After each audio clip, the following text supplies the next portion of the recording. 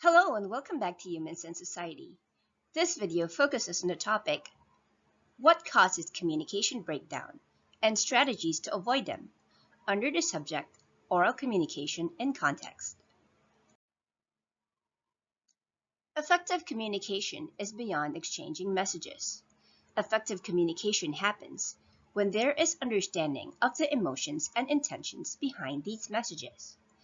Effective communication is a give and take process, which is why it's not only how the message is transmitted, but also how it is received and understood by its receivers. Effective communication makes the persons involved feel heard and understood. A communication breakdown occurs when the intended message is not effectively received or understood by the intended recipient, leading to misunderstandings, confusion, and inefficiencies in various settings. Barriers to communication are obstacles that prevent or hinder the effective exchange of information between a sender and receiver. These barriers can be physical, psychological, cultural, linguistic, or physiological. Physical barriers are the natural environmental conditions that act as barriers in communication whenever we are sending our messages. They prevent us from hearing or seeing the message properly. Examples of auditory physical barriers are noises from our surroundings, like sounds from traffic, construction sites, music playing in the background, a crying baby, or another conversation going on beside us. Similarly, if a person's voice is too soft, it might also be difficult to hear. Examples of visual physical barriers may be glaring lights, a room too dark for reading, loud colors, or moving images in a slide that distracts from the words. Psychological barriers are mental barriers that refer to the social and personal issues of a speaker towards communicating with others. Examples of these are shyness or lack of confidence, anxiety, stage fright, and trauma. Cultural barriers cause communication problems due to a person's own values, beliefs, and traditions that are in conflict with others. Examples of this include differences in age, gender, race, religion, traditional practices, political affiliations, and country of origin.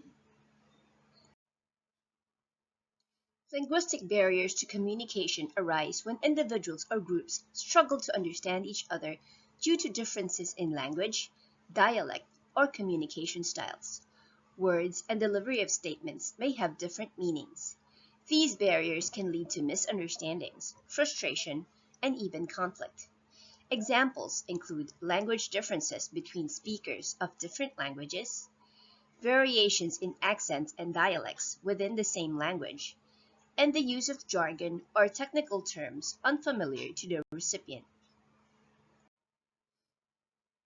Physiological barriers to communication are physical or biological conditions that hinder effective information exchange.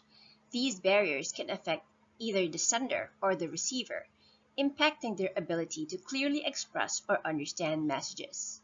People with physiological barriers need assistance in writing or speaking fluently to effectively convey their messages. Examples include hearing impairments, speech impediments, vision problems, and physical ailments that affect the body's ability to communicate.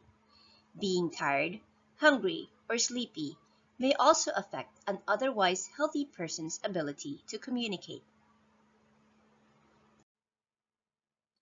In 1991, Rudolf Verdeber classified noise in communication into three types: external, internal, and semantic noise.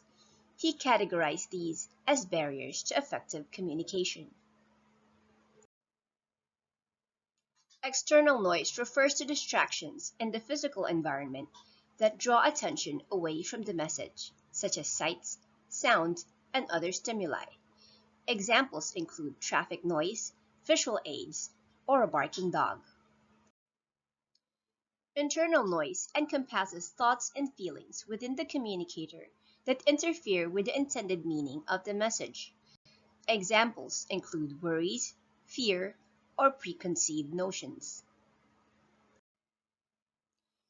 Semantic noise arises from misunderstandings due to the use of symbols, including language, where different interpretations of words or phrases can occur. Examples include incorrect grammar, excessive use of technical jargon, and the use of idiomatic expressions. Before we continue, please like the video, subscribe to the channel, and ring the bell for notifications. Comment below for topics you would like to be discussed in future videos.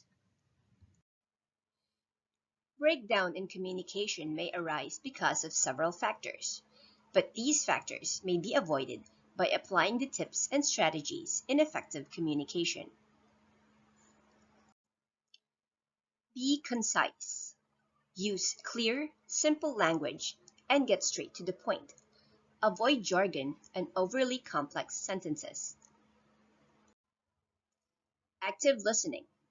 Pay close attention to what others are saying, both verbally and non-verbally. Show genuine interest. Ask clarifying questions and summarize what you hear to ensure understanding. Know your audience.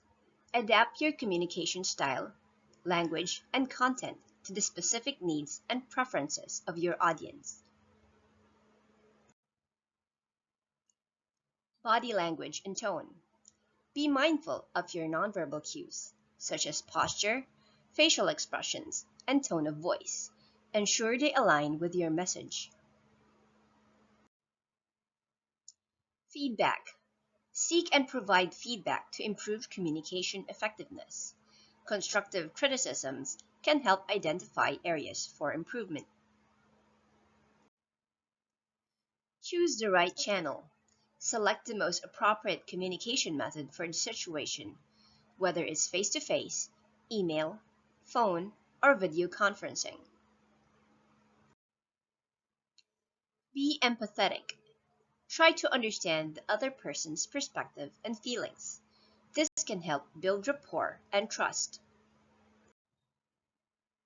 Prepare in advance. For important conversations or presentations, plan your message and anticipate potential questions or challenges. Be respectful. Treat others with courtesy and consideration, even when disagreeing. Be consistent. Maintain a consistent message across different communication channels and interactions. Communication relies on clarity, active listening, and understanding your audience. These strategies can help you become a more effective communicator. The ideas discussed in this video are based on the content standards of the Department of Education. Thank you for watching, and see you in the next lesson.